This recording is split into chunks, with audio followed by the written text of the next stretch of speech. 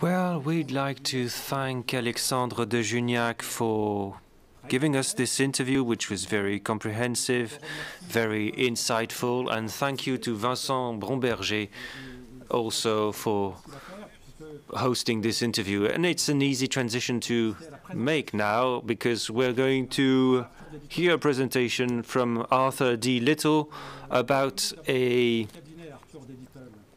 study that they've just conducted. A word about Arthur D. Little. It's a management strategy consultancy, which is a very old firm, one of the very first to be founded, and which is now present in over 30 countries. A firm which is very active in the area of aviation and the whole value chain.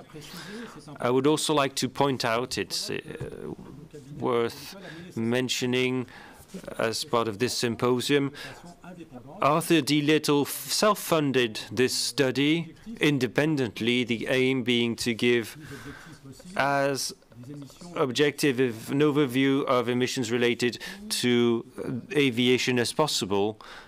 And what is very interesting is that they try to give an overview, a snapshot of the situations and solutions that are to be considered. The study was to be presented by Mathieu Blondel, the name on your agenda, but because of a last-minute problem, Vincent Bromberger is going to make the presentation. He's the managing partner of the Paris and Brussels offices of the firm, and he is here to support.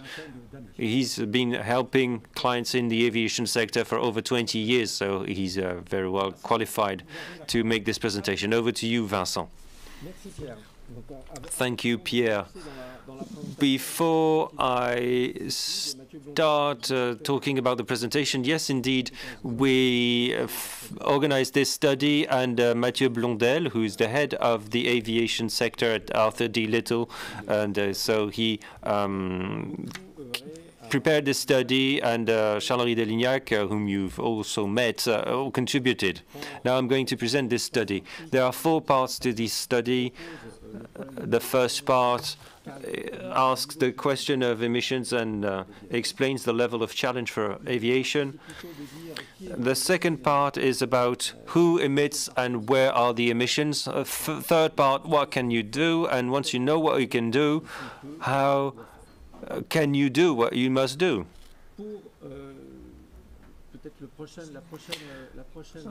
For this next slide, where are we now?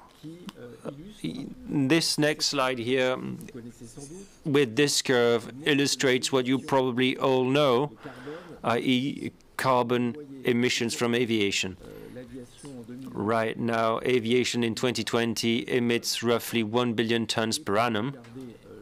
And to look at the extent of things, if you follow the red line, which is that is related to COVID, will end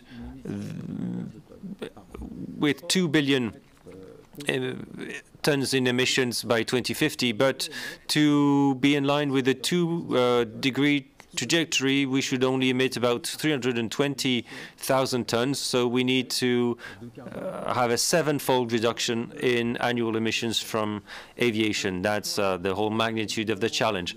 Another thing about this slide is also, well, there's the height of this step, and it's also an integer, because the carbon emitted stays in the atmosphere, and so the pace of the decline is going to matter as well. So who emits and where? On the left-hand side of the slide, you can see that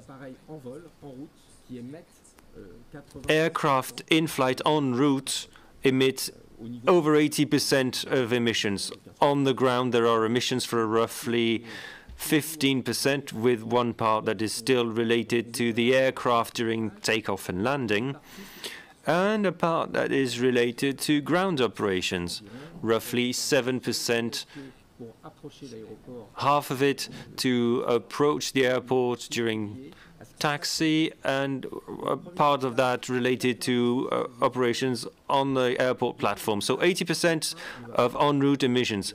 And trains are not going to replace the problem. If you look at air transport over distances, trains can apply between 0 and 1,000 kilometers, but that's roughly 15% of emissions from aviation. So if you could travel all these distances by train, you would be still far away from the goal, because you'd still need to reduce over 75% of emissions. And what are the types of flights that emit carbon? You can see on the graph there are many, many things, and Pierre, you know a lot about the CORSIA program. There are a lot of international initiatives available, but it's not just at the international level, it's also about domestic flights. You can see that 40% of emissions are related to domestic flights. One thing to note about domestic flights, a big chunk of those are related to China, India, and Indonesia, and a big chunk is also related to the US. And then, of course, Europe, intra-European flights are counted as domestic, and it ranks third. In this study, we're not going to talk too much about contrails. I think you heard about contrails yesterday during the presentation. Condensation trails have a climate effect, but it is fraught with uncertainties. It's a complex matter, but there can be a lot of impacts. So it's a multiplication. There's this billion tons emitted of carbon. And there are other greenhouse gases, but it's only 10 or 20% more. And there's the effect of trails. And there are two potential actions on trails. There's the action on routes, and you can see the gap between adjusting flight trajectories and the risk of emitting even more. And then there's everything that's happening with fuels, because hydrogen emits much less in terms of contrails, 80% less, but even biofuels reduce trails considerably. What are the various solutions to achieve net zero? There are 4 solutions. The first one is to improve technology for aviation. That means that the design of aircraft has to change. You can get 15 to 20% fewer emissions, talking about technological improvements. Then there are operational improvements, improving what's going on the airport tarmac. You can have 4 to 8% in reductions. And the third block, which is the biggest, is what's going to happen with fuels, the energy vector, and you can get between 70 and 90% reduction in emissions. And the fourth thing to be mentioned, which matters nonetheless, the constraints that there can be on demand. Are people going to travel less and therefore emit less carbon? I'll zoom in on fuels. On this slide, you can see that overall, that's the state of the art and what could happen. Of course, on the left-hand side, you've got kerosene, which is the current fuel of choice, and on the right, you've got the 3 main areas of renewable fuels that can exist. First, you've got SAFs, sustainable aviation fuels, that are split into 2, biofuels and green synfuel. Green synfuel captures carbon from the atmosphere or takes carbon coming from a factory that produces carbon, for instance, to create green synfuels. Second main family, liquid hydrogen. There's a distinction between green hydrogen and blue hydrogen. Green hydrogen is produced from renewable electricity. And then you've got electricity proper. Well, Mathieu, well, sorry, Vincent. Vincent, allow me to interrupt. As a former aircraft man, in the last 2 decades of aviation, we were used to having one universal fuels with a lot of qualities, jet fuel. And now, if you look at this table, airlines are going to have to choose between different fuels, energy carriers. So is there going to be competition? And based on what criteria can they make their trade-offs between fuels in this very complex landscape? What's your vision? Is there something that stands out?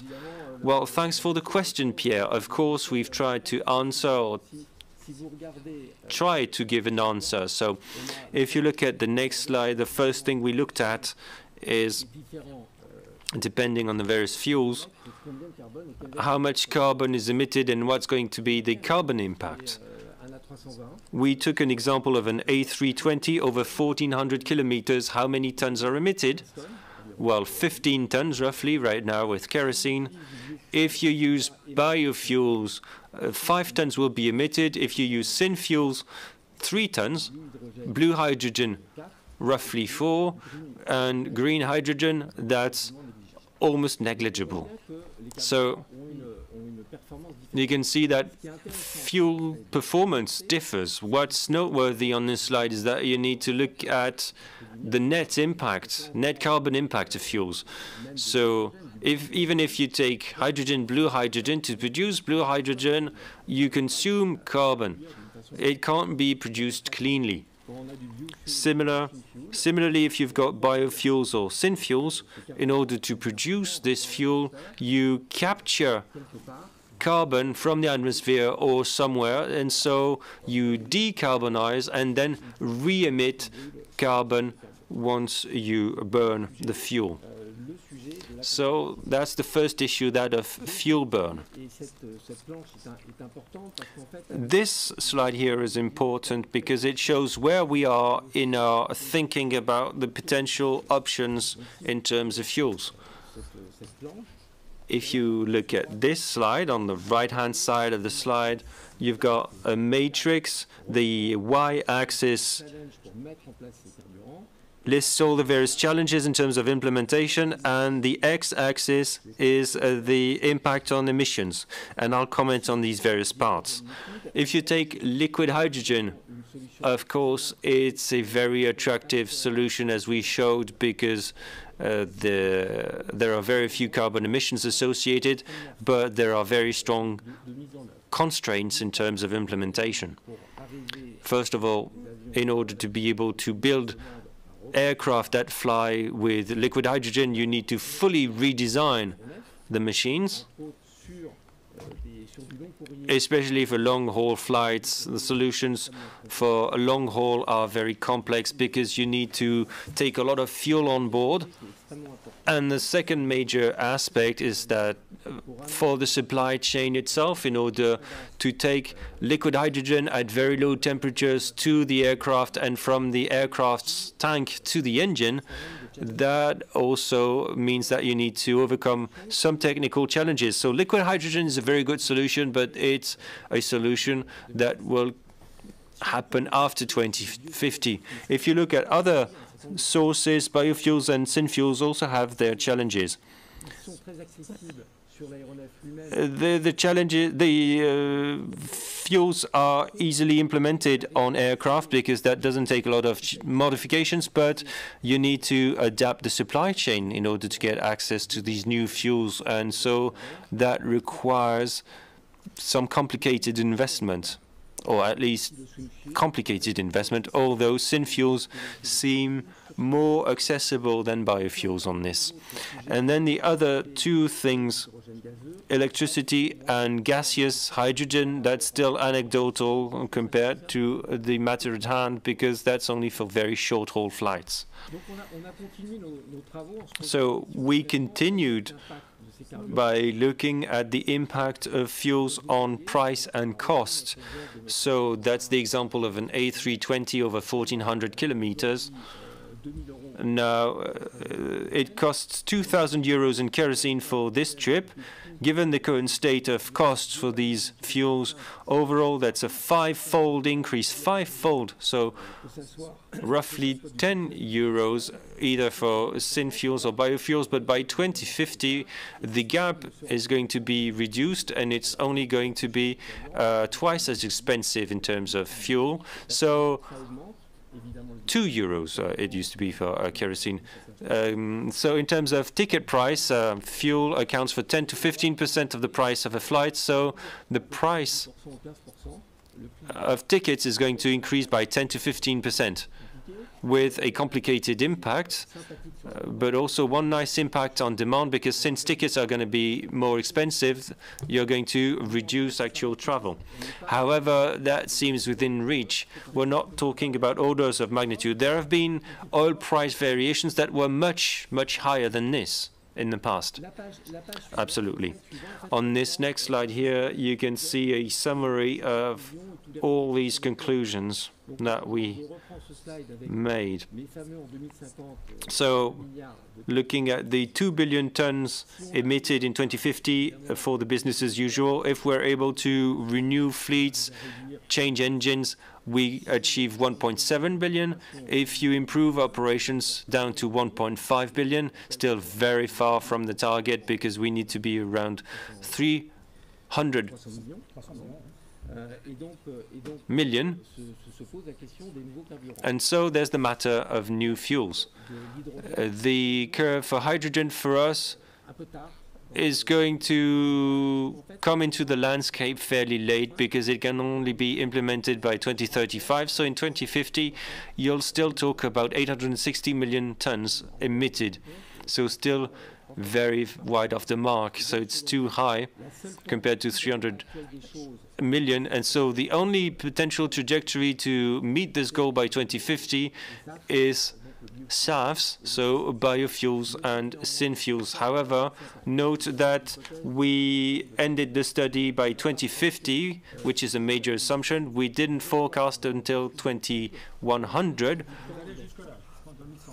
But in the study, we can look at the very, very long term, because that's the purpose of the next part.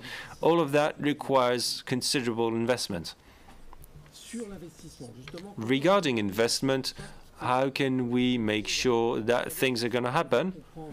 You need to understand that the revolution that we're undergoing compared to aviation improvements is probably the only improvement, the aim of which is not to improve costs or improve comfort or safety. So we're going to need to find an investment source that is different. And so, of course, as part of this investment source, there's going to be pressure from the public, from customers who are going to put pressure. And so, demand pressure.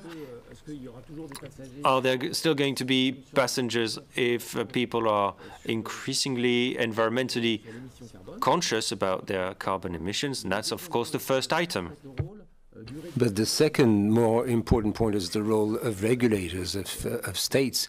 And, well, to keep it simple, we should embark on a stick and carrot policy. In other words, promote transition through subsidies and aids, and penalize the bad pupils, that is, those that produce too much carbon. I'm told you've used up 15 minutes of your time, and so there are 15 minutes left. Very good.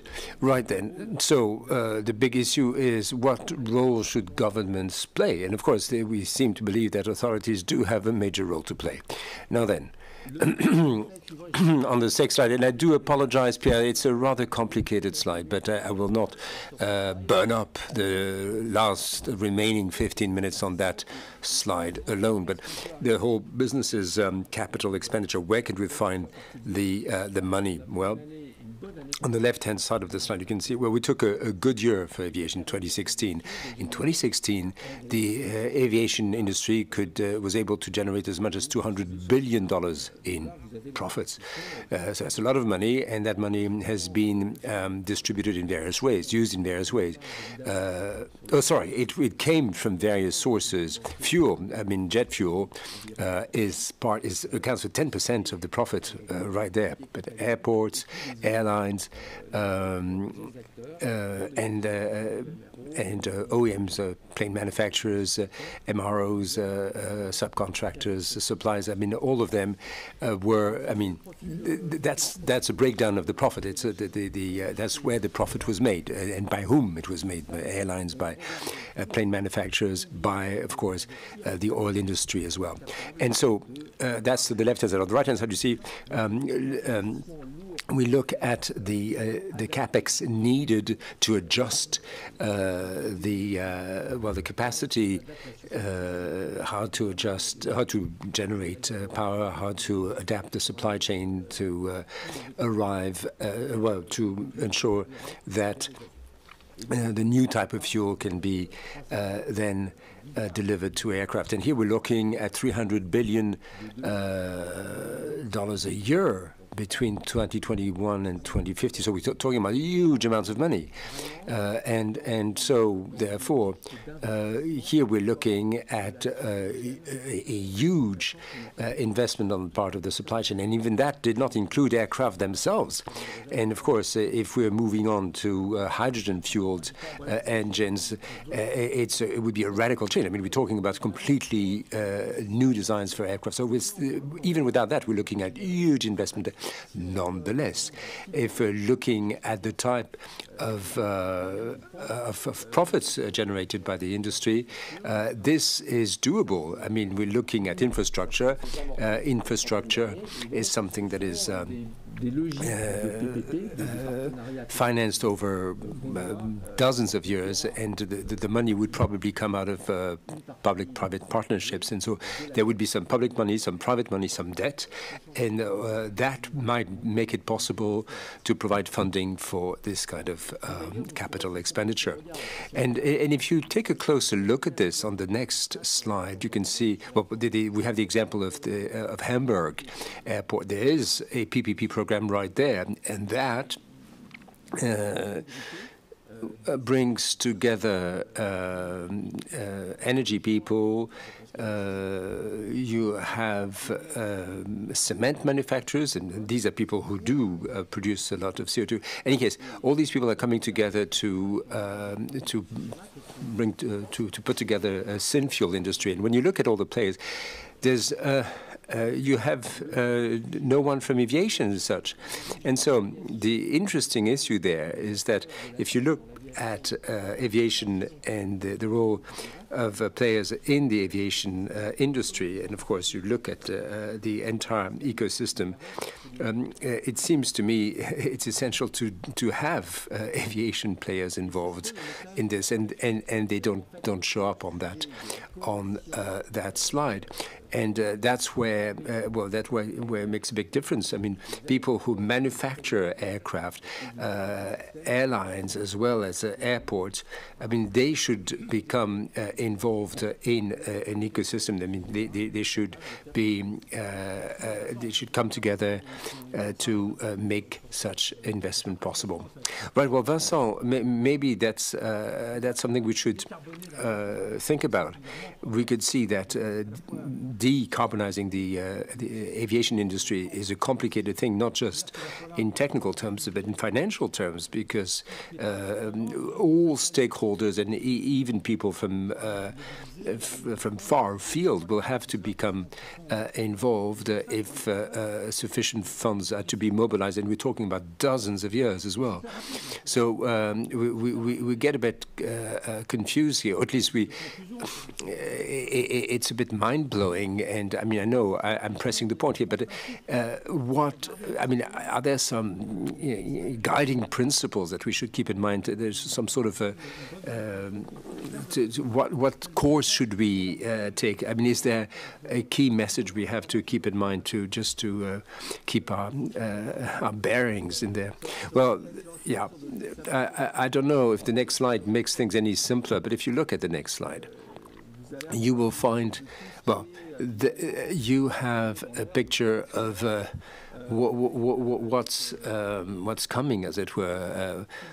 Some things are still very much up in the air. You have different types of aircraft, different type of fuels, and there's lots of innovation going on. And so the aviation industry is indeed very much committed to that, to meeting that challenge. So, as I said earlier on, when you see what's coming, there are three big issues. Number one, urgency, and time really is of the essence here.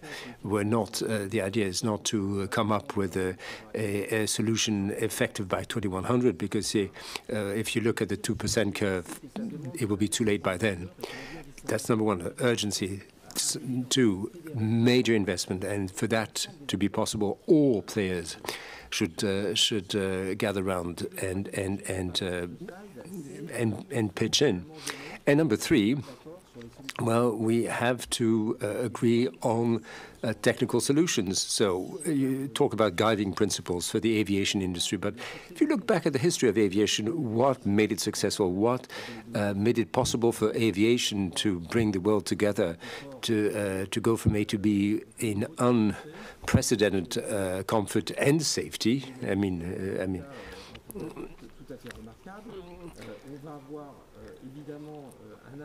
Well, of course,